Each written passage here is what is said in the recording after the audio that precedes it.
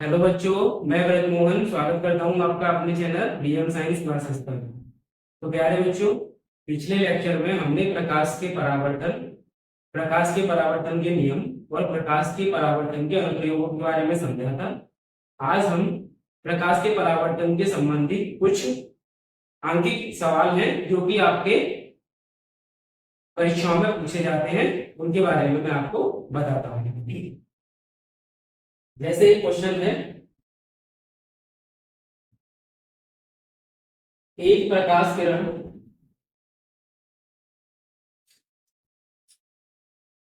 किसी समतल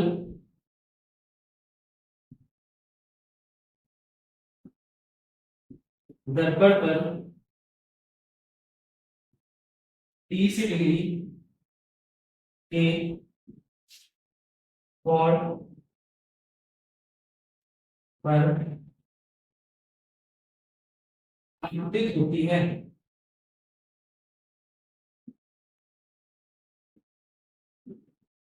तो परावर्तन कोण का मान क्या होगा।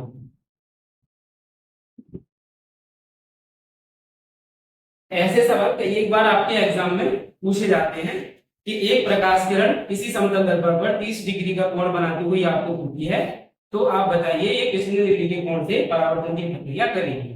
तो आपको पता है प्रकाश के परावर्तन का जो द्वितीय नियम है वो क्या कहता है, आपतन कोण आई का मान सदैव परावर्तन कोण आर के बराबर होता है।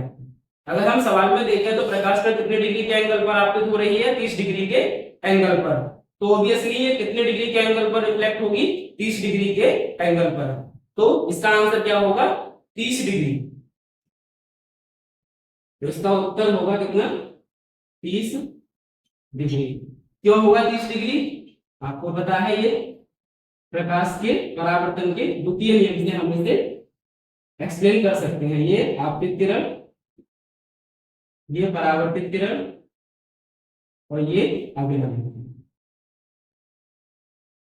सवाल में इसने क्या बोला है, सवाल में बोला है कि एक प्रकाश किरण समतल दर्पण पर कितने डिग्री का एंगल बनाती हुई आ रही है, 30 डिग्री का एंगल बनाती हुई आ रही है। मतलब ये कोण कितने डिग्री का, आपतन कोण 30 डिग्री। तो मैंने आपसे क्या कहा था, द्वितीय नियम कहता है कि आपतन कोण आई का मान सदैव परावर्तन कोण आर के बराबर होता है। अर्थात कोण आई इज इक्वल टू कोण आर। ये प्रकाश के परावर्तन का द्वितीय नियम है। तो ये प्रकाश किरण 30 डिग्री का कोण बनाती हुई आ रही है, तो 30 डिग्री का कोण बनाती हुई क्या होगी, ये रिफ्लेक्ट होगी। तो इसका आंसर कितना होगा, 30 डिग्री। क्वेश्चन नंबर 2 डिस्कस करते हैं। दिए गए चित्र में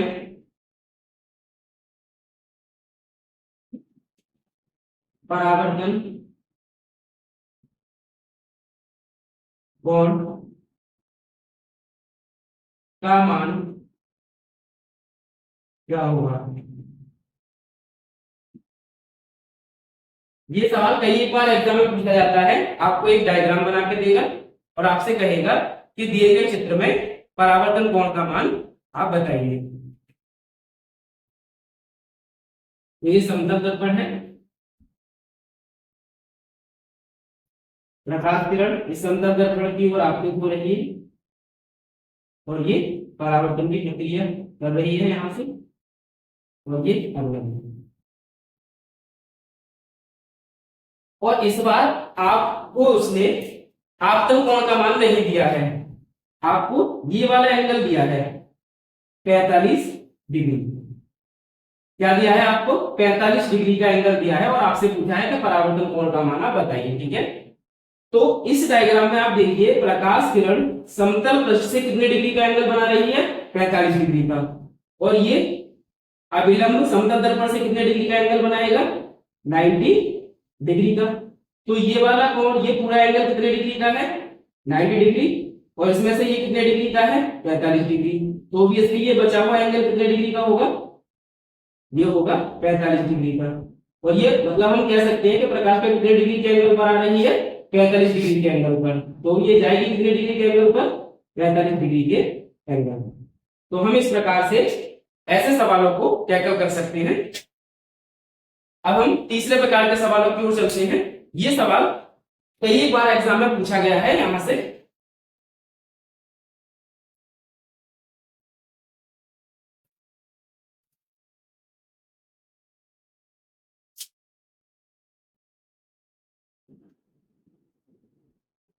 क्वेश्चन नंबर थर्ड देखिए।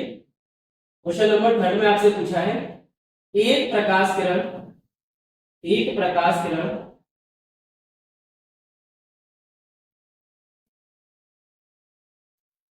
किसी किसी समतल दर्पण पर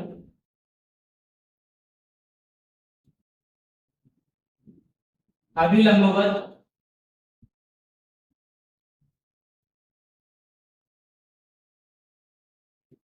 अभिलंबवत आपतित होती है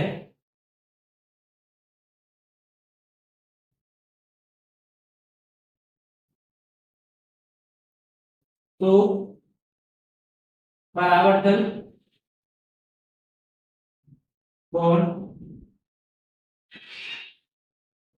का मान बताओ।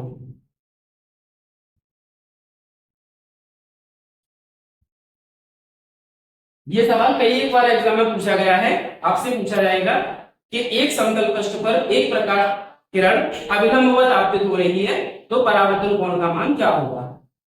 ये हमारे पास एक समतल पृष्ठ है, इसके एक सिरे पर हमने पॉलिश कर दी और ये है अभिलंब। ये क्या है? अभिलंब। अब सवाल के अकॉर्डिंग आपको क्या करना है, आपसे बोला गया है कि प्रकाश किरण समतल दर्पण पर अभिलंबवत आपतित हो रही है। अभिलंबवत का मतलब समझते हैं ना, जिस तरीके से आपने अभिलंब खींचा है प्रकाश किरण भी उसी तरीके से आ रही है। तो ये प्रकाश किरण है, आ रही है, ठीक है। तो आपसे पूछा है परावर्तन कोण का मान बताइए। तो आप मुझे बताइए प्रकाश किरण समतल पृष्ठ पर अभिलंबवत आपतित हो रही है तो इसने अभिलंब के साथ कितने डिग्री का एंगल बनाया? ऑब्वियसली अभिलंब के जस्ट ओवरलैप कर रही है ऊपर ये अभिलंब और ये प्रकाश किरण ऐसे करके आ रही है। तो आप मुझे बताइए अभिलंब और आपतित किरण के बीच का एंगल है वो कितने डिग्री का है? 0 डिग्री का। क्यों? क्योंकि अभिलंब के ऊपर ही होकर प्रकाश किरण आ रही है। 90 डिग्री नहीं समझना है, ध्यान रखें।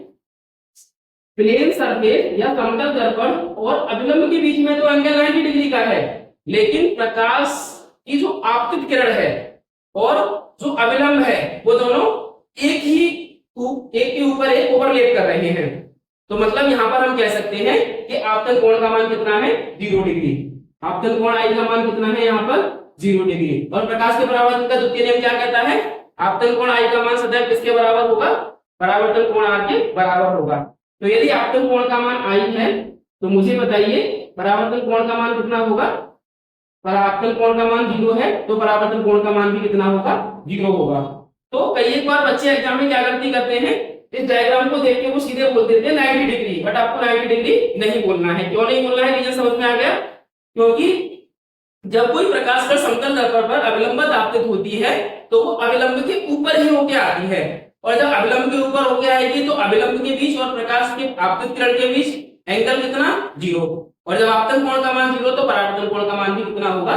0 होगा, ठीक है। तो इस प्रकार के सवाल भी आप लोगों को एग्जाम में देखने के लिए मिलेंगे। और एक टाइप के सवाल जो मैंने कल आपको डिस्कस करके बता दिया था, एक पॉइंट लिखवाया था मैंने आप लोगों के लिए कि परावर्तन की प्रक्रिया में आपतन कोण आई और परावर्तन कोण आर का जो अनुपात होता है वो सदैव कितना होता है? 1 इकाई होता है। इसके बाद ऐसे सवाल भी एग्जाम में आप लोगों के लिए देखने को मिलेंगे, जैसे कि इसमें हम लोग क्वेश्चन 4 में लिख सकते हैं एक लाल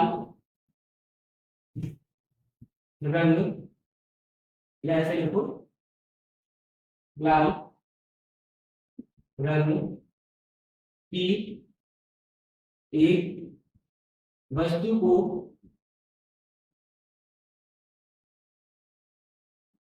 लाल रंग की एक वस्तु को हरे रंग के प्रकाश में देखने पर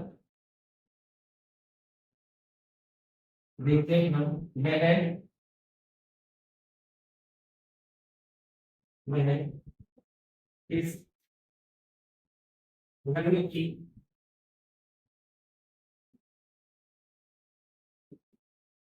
दिखाई देगी।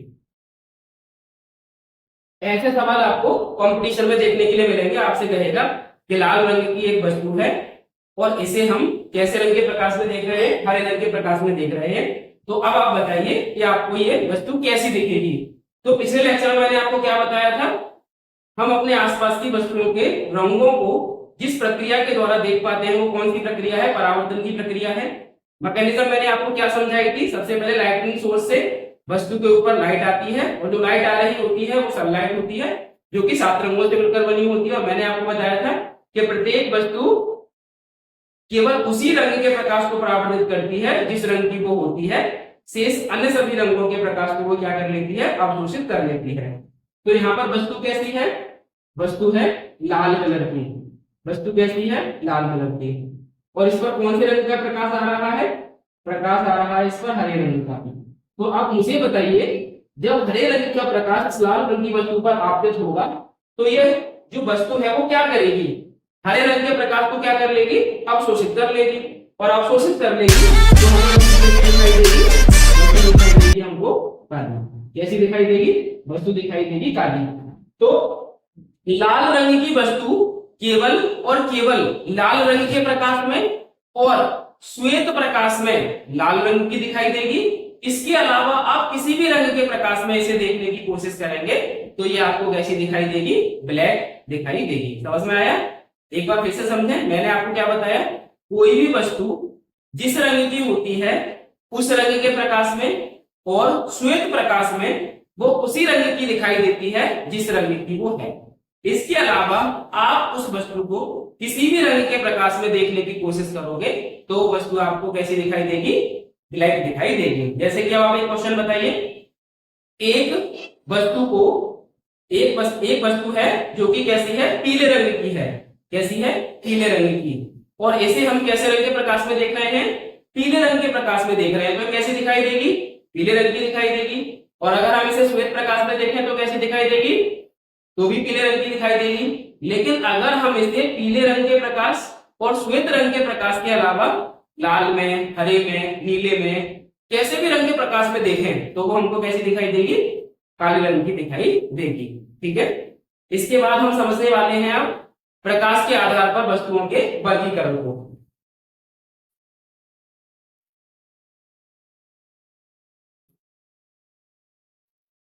प्रकाश के आधार पर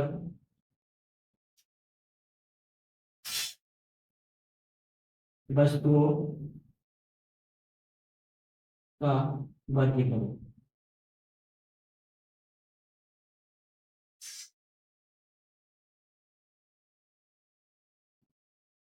तो प्यारे बच्चों, अब हम समझेंगे प्रकाश के आधार पर वस्तुओं के वर्गीकरण को। तो प्रकाश के आधार पर वस्तुओं को हम लोग निम्न प्रकार से वर्गीकृत कर सकते हैं। इसमें सबसे पहले हम पढ़ेंगे नंबर 1 पर दीप्त वस्तुएं। दीप्त वस्तुएं, दीप्त वस्तुएं। दीप्त वस्तुओं की परिभाषा क्या होगी, ऐसी वस्तुएं, ऐसी वस्तुएं जो स्वयं के प्रकाश से चमकती है,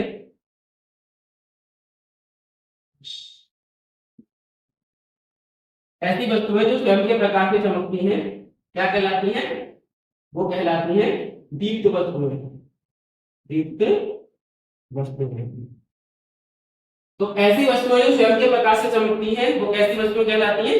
दीप्त वस्तुएं कहलाती हैं। आप अपने आसपास बहुत सारे एग्जांपल ऐसे देखते हैं, जैसे कि अगर हम इसके उदाहरणों की बात करें तो बल्ब, बल्ब किसके प्रकाश से चमकता है? स्वयं के प्रकाश से चमकता है। मोमबत्ती,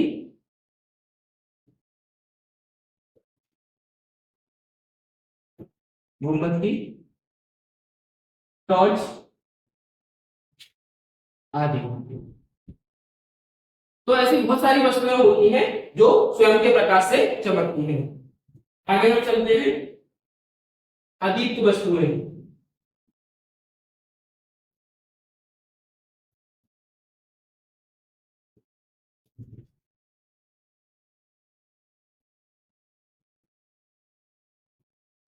ये कैसी वस्तुएं होती हैं?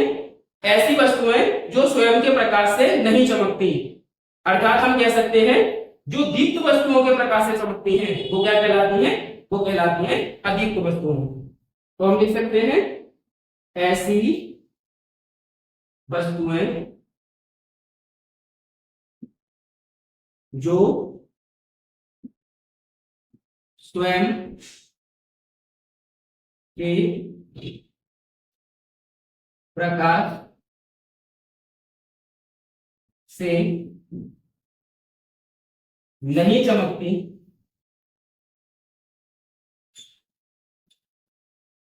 नहीं चमकती, अर्थात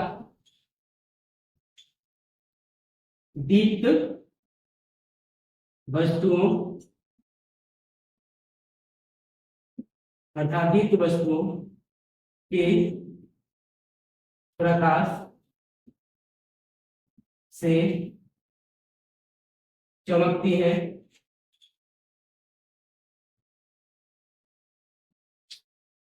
क्या कहलाती है? अदीप्त वस्तुएं कहलाती हैं, कहलाती हैं। तो आपको समझ में आया होगा दीप्त वस्तुएं क्या होती हैं? ऐसी वस्तुएं जो स्वयं के प्रकाश से चमकती हैं वो दीप्त वस्तुएं कहलाती है। जैसे कि मैंने यहाँ पे बताया आपको, बल्ब, मोमबत्ती, टॉर्च। यहाँ पर एक एग्जांपल और ऐड कर सकते हो आपको, सूर्य। सूर्य कैसी वस्तु है? दीप्त वस्तु है। आगे आप देखिए, अदीप्त वस्तुएं क्या होती हैं? ऐसी वस्तुएं जो स्वयं के प्रकाश से नहीं चमकती। जो स्वयं के प्रकाश से नहीं चमकेगी वो किसके प्रकाश से चमकेगी? दीप्त वस्तुओं के प्रकाश में, अर्थात दीप्त वस्तुओं के प्रकाश से चमकती है, क्या कहलाती है? ये कहलाती है आपकी अदीप्त वस्तुएं। इनके उदाहरण को हम देख सकते हैं, जैसे कि आप अपने आसपास चीजों को देखते हैं, जैसे मेज, कुर्सी, किताब,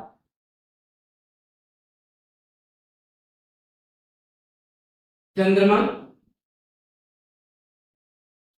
आदि। हमारे आसपास अदीप्त वस्तुएं बहुत ज्यादा मात्रा में उपस्थित हैं।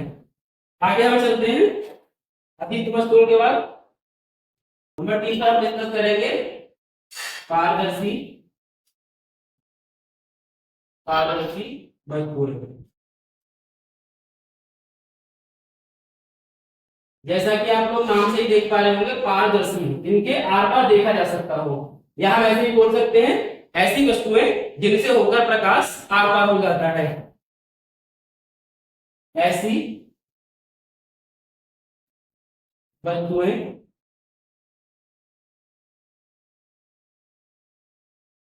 जिनसे होकर प्रकाश आर पार हो जाता है, हो जाता है, क्या कहलाती है? ये कहलाती है पारदर्शी, पारदर्शी वस्तु। तो आपको समझ में आया होगा, ऐसी वस्तुएं जिनसे होकर प्रकाश कैसा हो जाता है? आर पार हो जाता है, वो कहलाती है कैसी वस्तुएं? पारदर्शी वस्तुएं। इनके आप उदाहरण दे सकते हैं, जैसे कि आपने देखा होगा कांच, कांच से होकर प्रकाश आर पार हो जाता है, बिल्कुल हो जाता है। पानी, पानी से होकर भी प्रकाश आर पार हो जाता है आदि। आगे हम समझेंगे नंबर 4 पर पारभासी, पारभासी वस्तुएं। पारभासी वस्तुएं क्या होती है?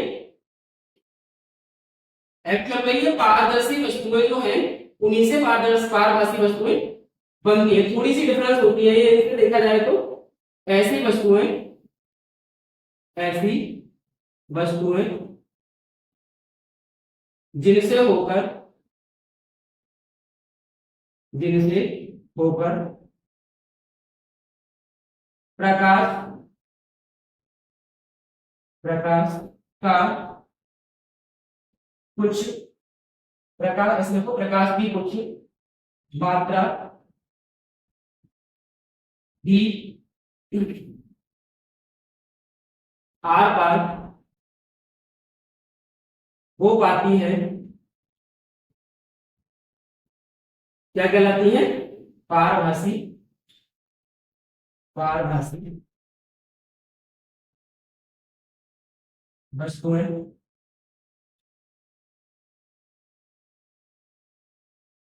कहलाती है, पारभासी वस्तु कहलाती है। जैसे आप लोग देख सकते हो उदाहरण के तौर पर एक ट्रांसपेरेंट, यदि हमारे पास कांच है और अगर हम उस कांच को किसी सरफेस पर घिस दें तो उसकी सरफेस कैसी हो जाती है? हल्की सी खुरदरी हो जाती है। तो ऐसी स्थिति में ट्रांसपेरेंट वस्तु किसमें बदल जाती है? वो बदल जाती है पारभासी वस्तुओं में। तो हम लिख सकते हैं घिसा हुआ कांच, घिसा हुआ कांच। और इसका एग्जांपल देख सकते हैं हम, तेल में भीगा हुआ कागज, तेल में भीगा हुआ कागज। आपने कई एक बार इन एग्जांपल को देखा भी होगा। कई एक बार जब हम लोग बुक्स को आसपास रख के खाना खा रहे होते हैं तो तेल की कुछ स्पॉट बुक पर चले जाते हैं तो उसके पीछे से हमें चीजें दिखाई देने लग जाती हैं। तो इस प्रकार हम प्रकाश के आधार पर वस्तुओं को वर्गीकृत कर सकते हैं। इसके बाद हम डिस्कस करने वाले हैं दर्पणों के बारे में। तो प्यारे बच्चों, अब हम समझेंगे दर्पण क्या होते हैं।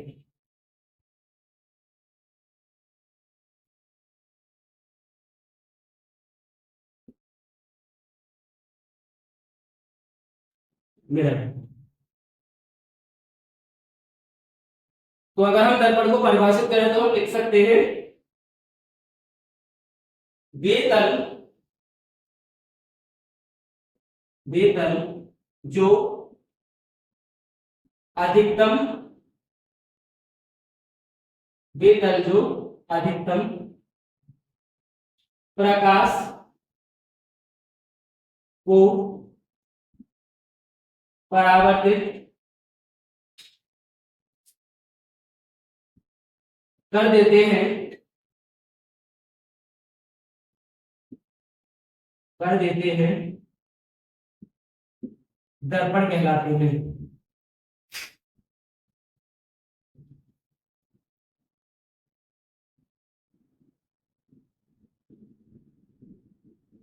दर्पण कहलाते हैं। तो दर्पण की परिभाषा क्या होगी? वे तल जो अधिकतम प्रकाश को परावर्तित कर देते हैं क्या कहलाते हैं? दर्पण कहलाते हैं। अध्ययन की सुविधा के लिए हम दर्पणों को दो भागों में वर्गीकृत करते हैं। ये निम्न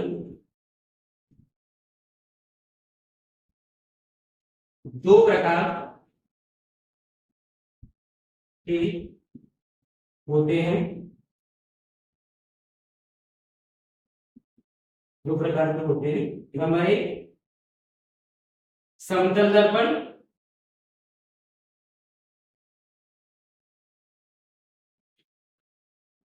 और नंबर 2 गोलीय दर्पण, गोलीय दर्पण। तो हम समझेंगे समतल दर्पण के बारे में। समतल दर्पण, समतल दर्पण। समतल दर्पण क्या होता है? कांच की एक समतल प्लेट लेते हैं और उसके किसी एक सिरे पर क्या कर देते हैं? पॉलिश कर देते हैं और परावर्तन की घटना कहां से कराते हैं? किसी दूसरे सिरे से कराते हैं। तो हम लिख सकते हैं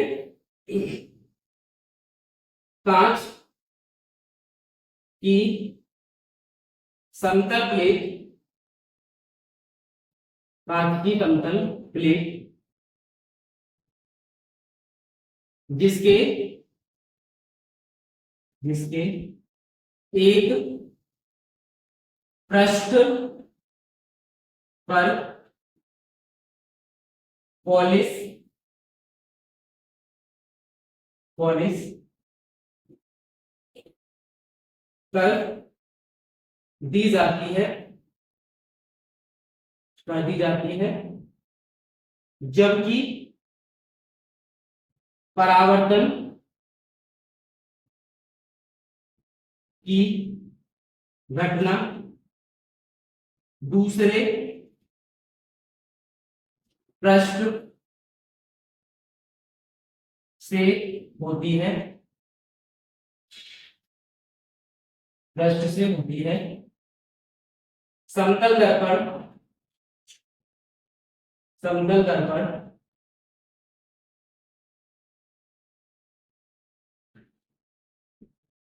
कहलाता है। तो समतल दर्पण क्या होता है? कांच की समतल प्लेट जिसके एक पृष्ठ पर पॉलिश कर दी जाती है और परावर्तन की घटना दूसरे पृष्ठ से होती है, तो वो क्या कहलाता है? समतल दर्पण कहलाता है।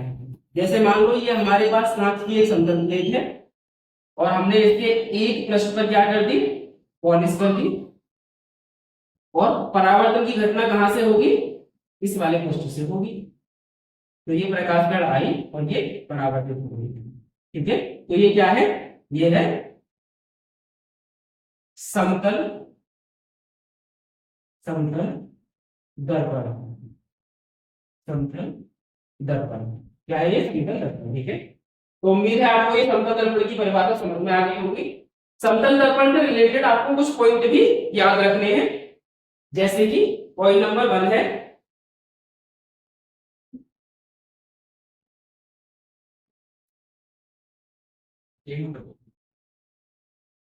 समतल दर्पण से कुछ महत्वपूर्ण बिंदु आप लोगों के लिए याद रखने हैं। जैसे कि हम पॉइंट नंबर 1 में ये कह सकते हैं, आपको ये डायरेक्टली याद रखने हैं, कई बार एग्जाम में पूछे जाते हैं।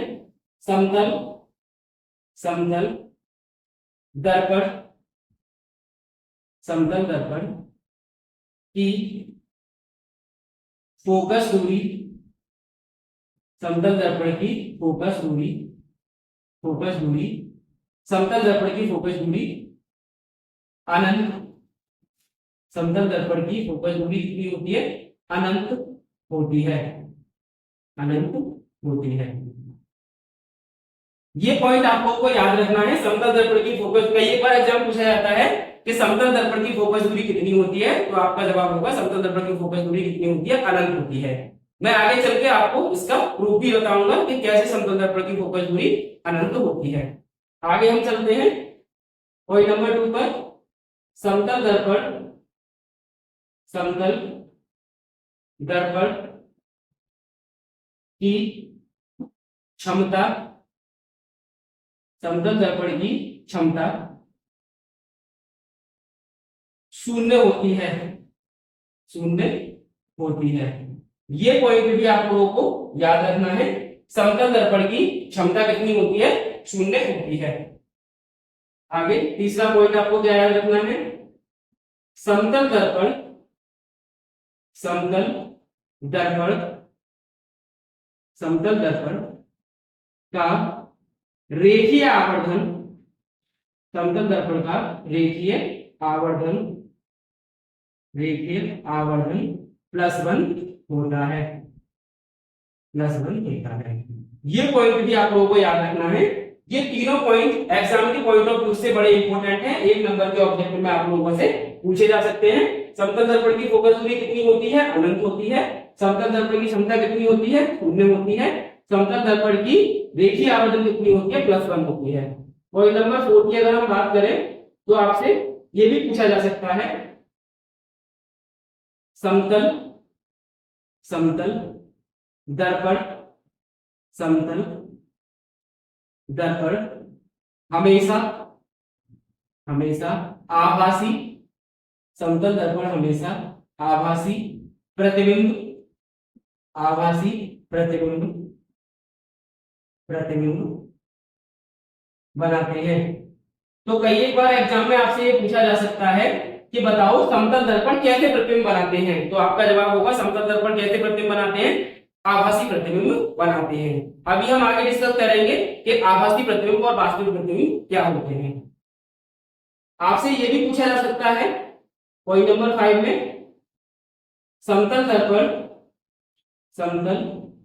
दर्पण द्वारा समतल दर्पण द्वारा बने बने प्रतिबिंब प्रतिबिंब प्रतिबिंब की लंबाई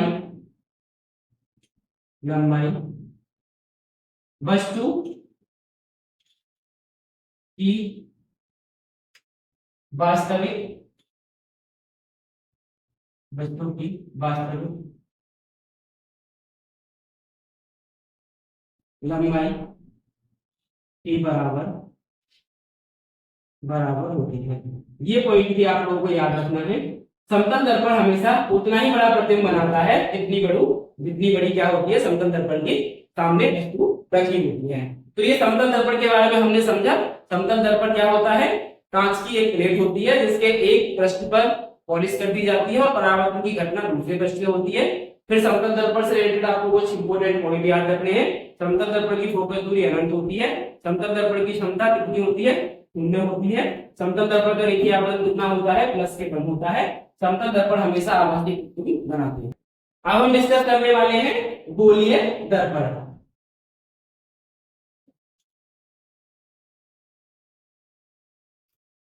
गोलीय दर्पण स्फेरिकल मिरर। गोलीय दर्पण क्या होते हैं, तो प्यारे बच्चों ये गोलीय दर्पण बनते कैसे हैं, ये कांच के खोखले गोलों को काटकर बनाए जाते हैं। कांच के खोखले गोले होते हैं, इन गोलों को काटकर इनके कुछ पीसेस बनाए जाते हैं और उन पीसेस में एक पृष्ठ पर पॉलिश कर दी जाती है और परावर्तन की घटना उसके विपरीत पृष्ठ से कराई जाती है। तो गोलीय दर्पण को हम इस प्रकार परिभाषित कर सकते हैं, कांच के खोखले गोलों को काटकर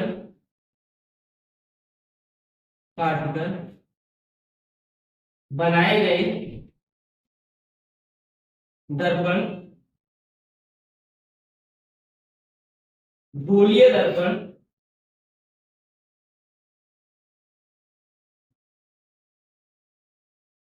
गोलीय दर्पण कहलाते हैं।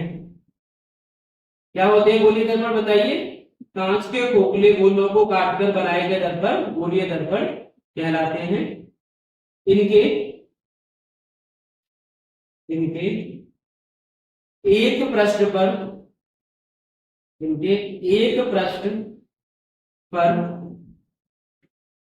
पॉलिश इनके एक पृष्ठ पर क्या होती है, पॉलिश कर दी जाती है, पॉलिश कर दी जाती है।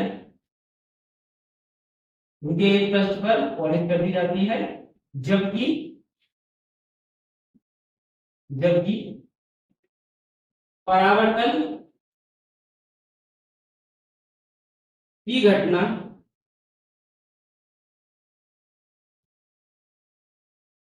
दूसरे पृष्ठ से होती है क्लियर।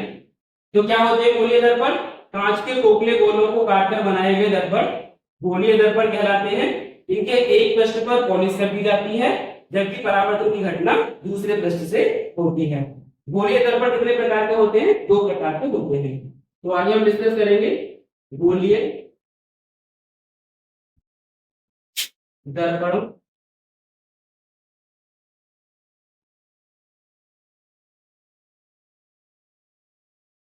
गोलीय दर्पणों के प्रकार, गोलीय दर्पणों के प्रकार। प्यारे बच्चों, गोलीय दर्पण दो प्रकार के होते हैं। ये कितने प्रकार के होते हैं? दो प्रकार के होते हैं। दो प्रकार के होते हैं। नंबर एक, अवतल दर्पण। अवतल दर्पण। और नंबर दो, उत्तल दर्पण। उत्तल दर्पण।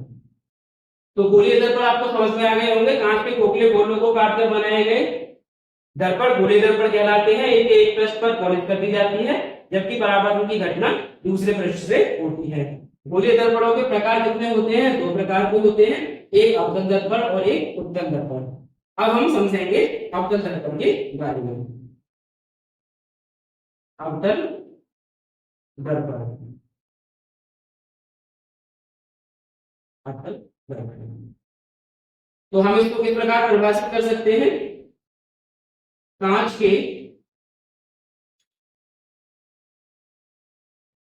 खोखले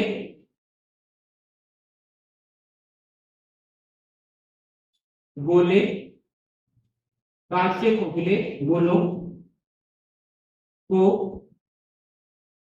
काटकर बनाए गए, कांच के खोखले गोलों को काटकर बनाए गए ऐसे दर्पण, कांच के खोखले गोलों को काटकर बनाए गए ऐसे दर्पण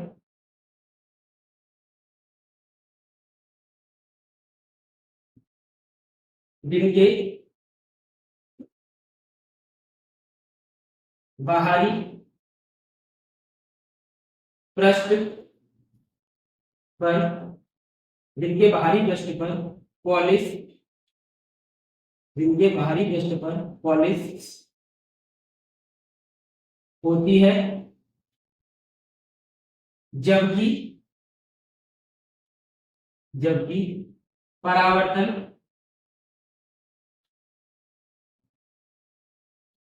की घटना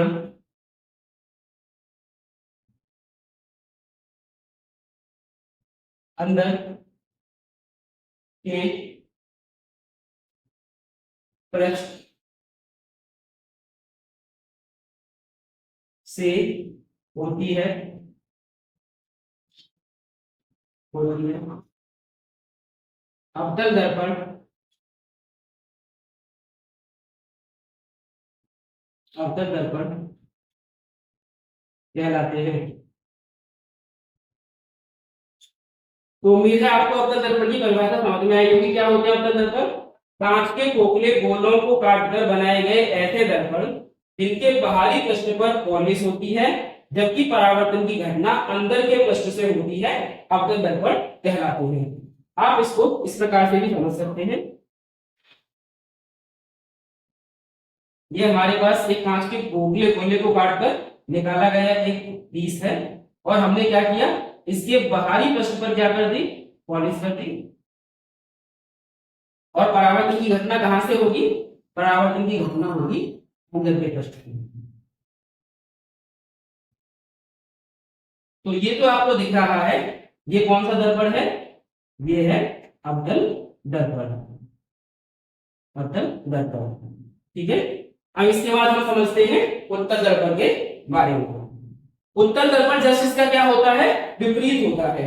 उत्तल दर्पण में हम क्या करेंगे? उत्तल दर्पण में हम अंदर के पृष्ठ पर पॉलिश करेंगे और बाहर के पृष्ठ से क्या करवाएंगे? परावर्तन की घटना करवाएंगे।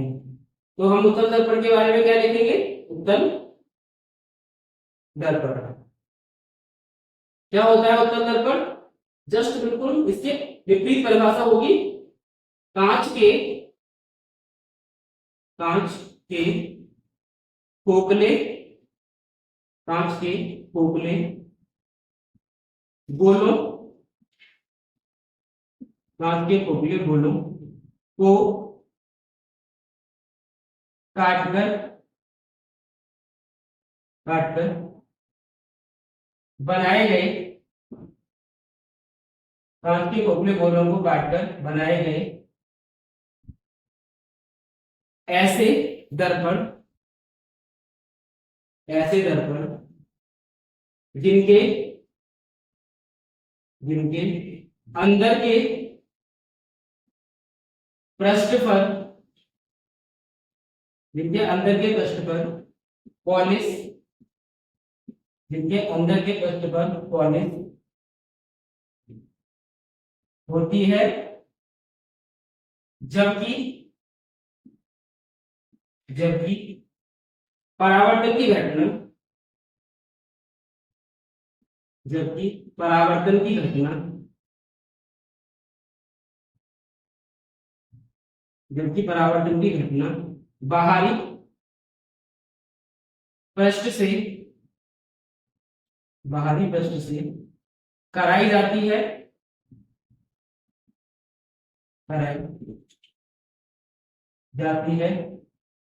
क्या कहलाते हैं?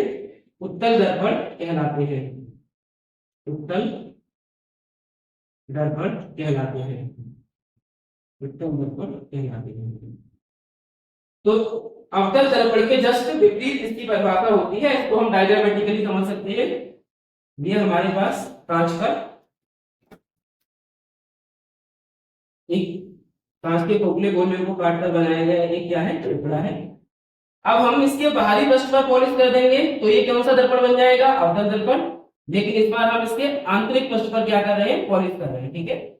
और जब आंतरिक पृष्ठ पर पॉलिश करेंगे तो बिजली परावर्तन की घटना कहां से होगी? परावर्तन की घटना होगी अब बाहरी पृष्ठ से। तो ये कौन सा दर्पण बन जाएगा? ये बन जाएगा उत्तल दर्पण। तो उम्मीद है आपको आज की चीजें समझ में आई होंगी। इसके साथ हम आपको अगले लेक्चर में समझाएंगे दर्पणों से संबंधित कुछ परिभाषाएं। यदि वीडियो अच्छी लगी हो तो लाइक, सब्सक्राइब और शेयर करें।